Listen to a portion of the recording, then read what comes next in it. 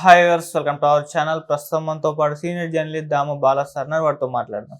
నమస్కారం సార్. నమస్తే. సార్, తిరుపతి లడ్డు పైన ఒక వివాదం నడుస్తుంది ఇప్పుడు ఆంధ్రప్రదేశ్లో. అటు వైసీపీకి టీడీపీకి మధ్య ఒక వారైతే మాటల యుద్ధం అయితే నడుస్తూ ఉంది. అటు చంద్రబాబు నాయుడు గారు ఈ తిరుపతి లడ్డీని వైసీపీ వాళ్ళు జంతువుల నూనె ఉపయోగించారు, వాళ్ళ హయాంలో అపవిత్రం చేసేసారని చెప్పి సంచలన ఆరోపణలు చేశారు. దానికి వైసీపీ నుంచి కూడా కౌంటర్లు వస్తున్నాయి. మరి ఆరోపణలు చూస్తే మీరు ఏ విధంగా చూస్తారు? అంటే ఏ ఆధారాలతో ఆయన ఈ విధంగా చెప్పారు? మీరేం చెప్తారు సార్?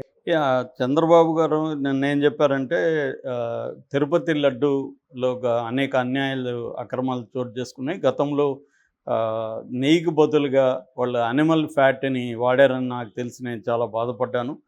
ఇప్పుడు మేము శ్రేష్టమైన నెయ్యి ఉపయోగిస్తున్నాము అని చెప్పాడు.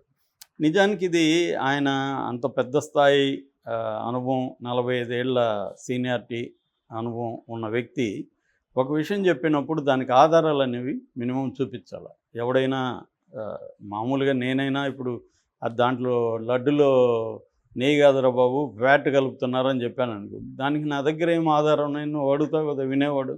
సో మరి వినేవాళ్ళంతా వెధవలు అనుకున్నాడా ఇతను, లేకపోతే మూర్ఖులు అనుకున్నాడా తెలియదు. కానీ ఇది స్వీపింగ్ స్టేట్మెంట్ లాగా ఇచ్చేశాడు.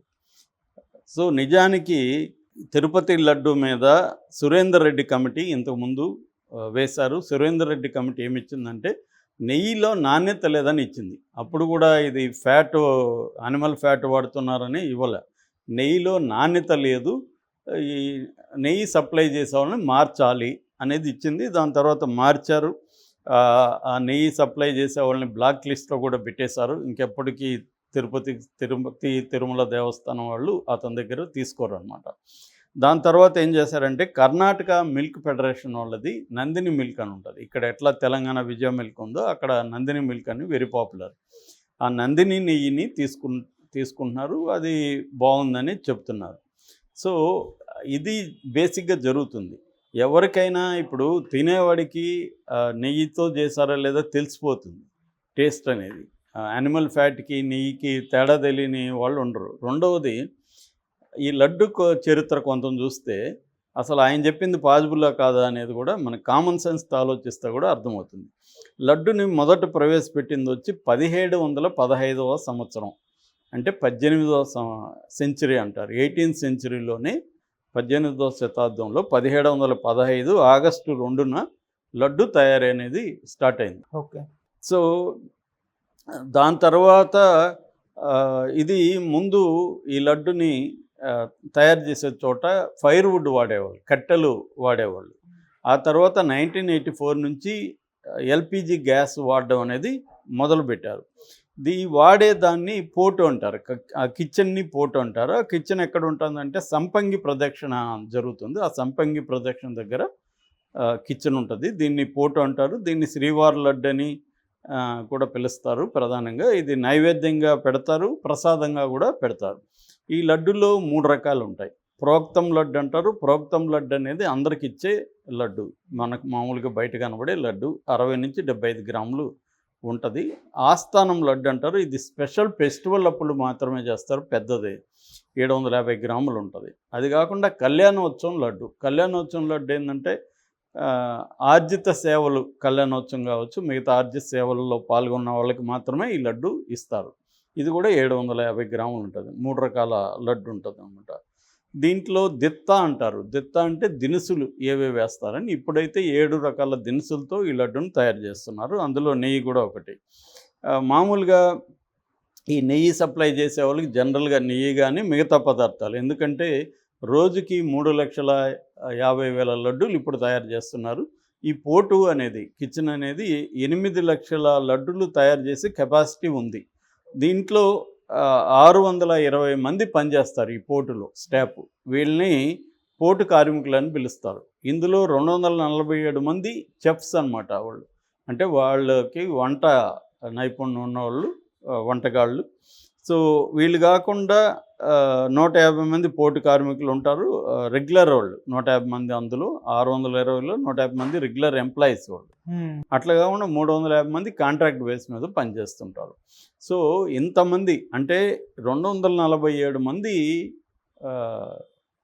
వంట కుక్స్ ఉంటే అక్కడ వంట చేసేవాళ్ళు. మొత్తం స్టాఫ్ 620 మంది ఉంటే వాళ్ళందరికీ తెలియదా ఈ నెయ్యి ఇది జంతువుల నూనె అని? 620 మంది పనిచేస్తుంటే పోటు కార్మికులు, వాళ్ళకి ఎవరికి తెలియదా? ఎక్కడా లీక్ కాకుండా ఉంటుందా? చంద్రబాబుకి ఎవడన్నా చెవులో వచ్చి మాత్రమే చెప్పాడా? సో దానికి ఏంటి ఆయన దగ్గర ఉన్న ఆధారం అనేది కూడా ఇక్కడ చాలా సీరియస్గా ప్రశ్న. రెండోది, కోట్లాది మంది వెజిటేరియన్స్ ఉంటారు భక్తుల్లో. వాళ్ళకందరికీ ఇప్పుడు దిగ్భ్రాంతికరం కదా ఇది. మనం ఇన్ని రోజులు యానిమల్ ఫ్యాట్తో తయారైన తిరుమల లడ్డు తిన్నామా అన్న ఫీలింగ్ వస్తుంది కదా. జగన్ మీద వ్యతిరేకత ఉండొచ్చు, జగన్ ఇది చేయాలనుకోవచ్చు, కానీ అదొక్కటే కాదు కదా ఇది. జగన్ గొడవ కాదు ఇది. నిజంగా జరిగితే ఇతను మరి ఎందుకు ఎంక్వైరీ వేయలేదు? ఇప్పుడు 3 నెలలు దాటింది, 100 రోజులు అయింది. ఎందుకు ఎంక్వైరీ వేసి ప్రూవ్ చేసి జగన్ని శిక్షించట్లేదు? నీ దగ్గర ఆధారాలు ఉంటాయి అంటే ఇక్కడ క్లియర్గా బాధ్యతారహితమైన స్టేట్మెంట్ ఇది చంద్రబాబు ఇచ్చింది. ఇది కోట్లాది మంది వెజిటేరియన్ భక్తులు, వెజిటేరియనే కదా, నాన్ వెజ్ వాళ్ళకు కూడా నెయ్యితో దేశం తినాలని ఉంటుంది తప్ప, నాన్ వెజ్ కాబట్టి దాంట్లో లడ్డులో మాంసం వేసి ఇస్తామంటే తినరు కదా ఎవరు. దానికి స్వీట్లన్నిట్లో కూడా వెజిటేరియన్నే లైక్ చేస్తారు నాన్ వెజ్ వాళ్ళు కూడా. మంచి నెయ్యి వేసి చేయాలనుకుంటారు తప్ప దాంట్లో నేను యానిమల్ ఫ్యాట్ వేస్తానంటే ఎవరు ఇది చేయరు. నిజానికి యానిమల్ ఫ్యాటు, రొయ్య పొట్టు ఇవన్నీ వేసి అమ్మే వంటకాలు ఎలాగో ఉంటాయి, అది వేరే వ్యవహారం. కానీ తిరుమలలో ఇలాగా జరుగుతుంది అని ఈయన చెప్పడం అంటే దానికి ఆధారాలు ఉండాలి. రెండోది, ఆయన గవర్నమెంట్ ఉంది, మరి నీకు 620 మంది పోటు కార్మికులకు తెలియకుండా, లేదా తెలిసి పోటు కార్మికులందరూ కూడా సైలెంట్గా ఉన్నారా? మరి ఈ 247 మంది చెఫ్స్ ఎవరైతే ఉన్నారో వీళ్ళకి తెలియదా అది ఎక్కడి నుంచి వచ్చింది? ఇప్పుడు ఒక సప్లై చైన్ ఉంటుంది, కొన్ని టన్నుల నూనె కావాలి రోజు, అన్ని టన్నుల్లో ఎందుకు కలుపుతున్నారు? రెండోది, జగన్కి కలపాల్సిన అవసరం ఏంటి? కామన్ సెన్స్ ఉంటే ఎవడైనా ఆలోచిస్తాడు కదా. దాన్ని నెయ్యి బదులు అది వాడితే ఆయనకి వచ్చేది ఏంది? సో ఎవరు చేస్తున్నారు? ఒకవేళ జగన్కి తెలియకుండా అక్కడ ఏమైనా కాంట్రాక్టులు చేస్తున్నారా? సో ఆల్రెడీ దీని మీద ఆయన ఎవరు, వైవి సుబ్బారెడ్డి, ఆయన గతంలో చైర్మన్. సో ఆయన మాట్లాడాడు, మనిషి పుట్టువాడు ఇలాగ మాట్లాడడానికి కూడా ఆయన చాలా తీవ్రంగానే స్పందించాడు. సో నేను ప్రమాణం చేస్తాను దేవుడి దగ్గరికి వచ్చి, నువ్వు ప్రమాణం చేయని కూడా ఛాలెంజ్ చేశాడు. చంద్రబాబు ప్రమాణం చేయడానికో ప్రూవ్ చేయడానికో ఈ మాట అనలేదు, ఏదో ఒకటి బదనాం చేయాలని అన్నాడు. రెండోది, డైవర్షన్ పాలిటిక్స్. చంద్రబాబు మీద ఇప్పుడు ఏంటంటే తీవ్ర విమర్శలు మొదలైనవి. 100 రోజుల్లో ఏం చేశాడు ఆయన? ₹1 కేంద్రం నుంచి ఫండ్ రాలేదు. అమరావతికి కూడా 15,000 కోట్లు ఇస్తారని నిన్న కూడా చెప్తున్నాడు. 15,000 కోట్లు సెంట్రల్ ఇస్తారని ఎప్పుడు చెప్పింది దీనికి? సెంట్రల్ అప్పు తీస్తామని చెప్పింది వరల్డ్ బ్యాంక్ దగ్గర. మళ్ళీ అబద్ధాలు అక్కడ కూడా. సో అదేదో ఇస్తామన్నారు, ఇంకా చాలా ఫండ్స్ ఇస్తారని నిన్న కూడా చెప్తున్నాడు. సో వరదలకు 1 పైసా రాలేదు, దాదాపు 20,000 కోట్ల నష్టం వస్తే అందులో కేంద్రం నుంచి 1 పైసా తెచ్చుకోలేకపోతున్నాడు. తర్వాత ఈయన ప్రవేశపెట్టిన సూపర్ 6లో ఒక దీన్ని కూడా అమలు చేసే పరిస్థితి లేదు. రెండోది, జీతాలకు డబ్బులు లేవని నిన్న ప్రకటించాడు.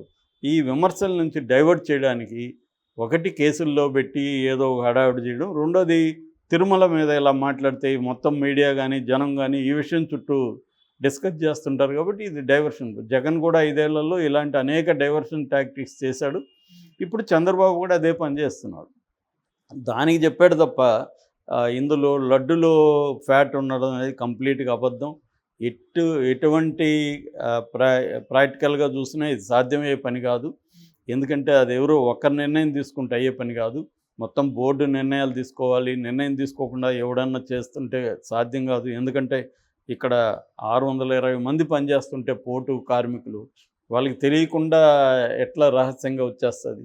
స్మెల్ తెలుస్తుంది. అనుభజ్ఞులు చెఫ్లు 247 మంది ఉన్నారు. సో ఇది కరెక్ట్ కాదు.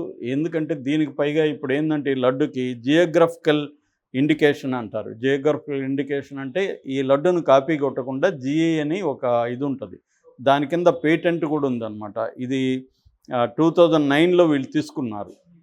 దానికి అంటే ఇది ఎక్కడ తయారైందని చెప్పేసే ఒక ట్యాగ్ ఉంటుంది, అది జియోగ్రఫికల్ ఇండికేషన్ అంటారు. దీనికి చట్టం కూడా ఉందన్నమాట, జిఐ యాక్ట్ అంటారు. ఈ యాక్ట్ వచ్చి 99లో వచ్చింది. ఈ యాక్ట్ కింద కూడా లడ్డుకి పేటెంట్ కూడా ఉంది. సో ఇన్ని ఉన్నప్పుడు ఎవడైనా ఫైండ్ అవుట్ చేస్తే మొత్తం కొలాప్స్ అయిపోతుంది కదా. మరి ఎందుకు తీసుకుంటారు అలా నిర్ణయం? నిజంగా దమ్ము, ధైర్యము, తను చెప్పిన మాట నిజమని చంద్రబాబు ప్రూవ్ చేస్తే